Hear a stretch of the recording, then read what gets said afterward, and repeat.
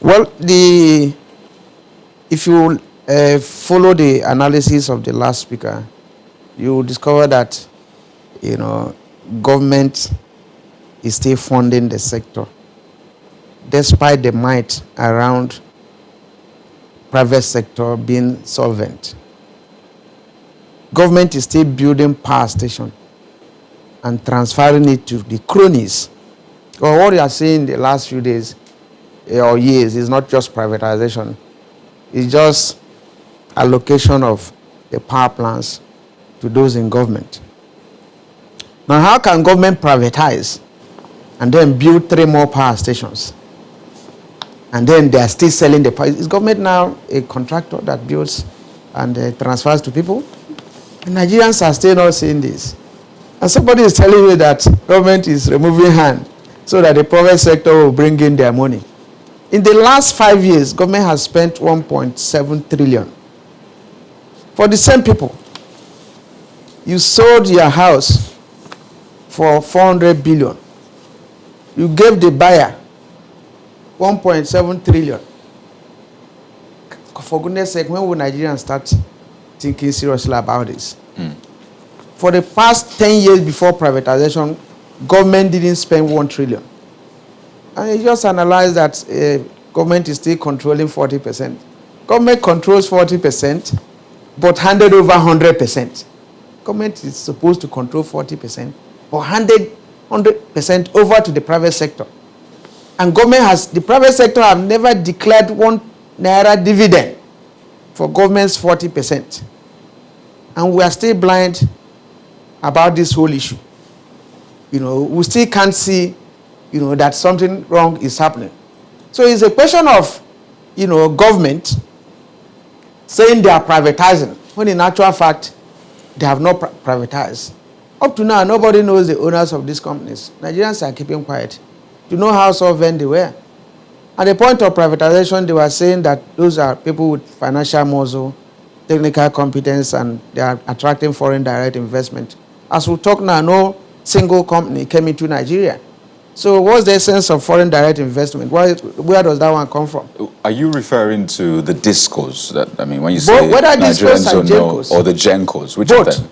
And you say categorically that this is government, in quotes, handing it over to government. Which of them? The seller is the buyer, clearly, because there's no way, you know, you will sell a company for 400 billion and then you put 1.7 trillion into the same company, and for somebody that bought 400 billion and you that bought 1.7 trillion, you control 40% and the person controls 60%. Come on now. So if I get you correctly, you're not against privatization. It's just the process that you're against. Am I correct? Oh, no. You see, privatization is what you are seeing. It's fraud.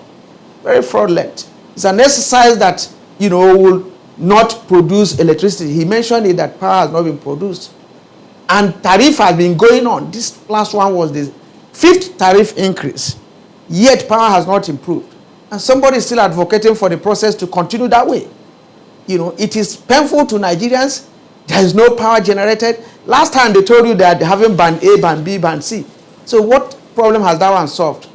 Unless you have to rethink this process and think of a way forward, privatization is a total failure.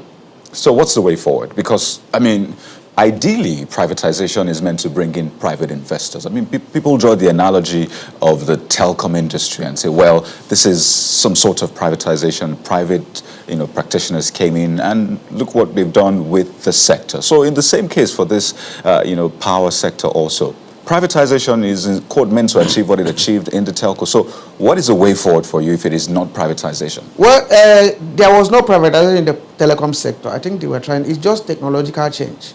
That you have GSM that happen all over the world, the GSM technology. But even in Nigeria, they had to destroy Nitel first for MTN and Glo to operate. Because if Nitel is to operate today and they compete, because you can't have privatization without competition.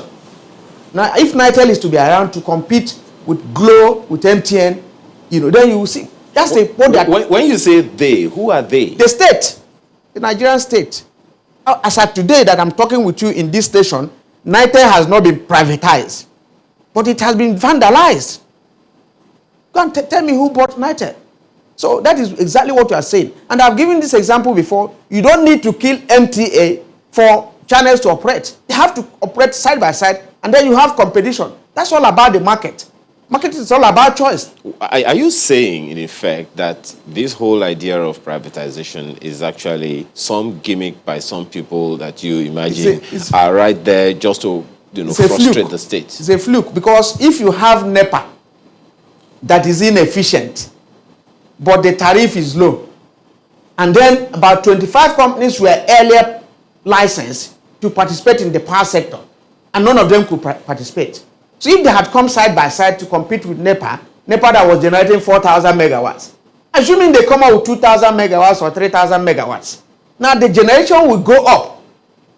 But now you took that same 4,000 megawatts you say is inefficient from NEPA, and you split it into 18 and shared it among your friends. And what we still have is 4,000 megawatts. How does that increase the output? All right, Mr. Ajaero,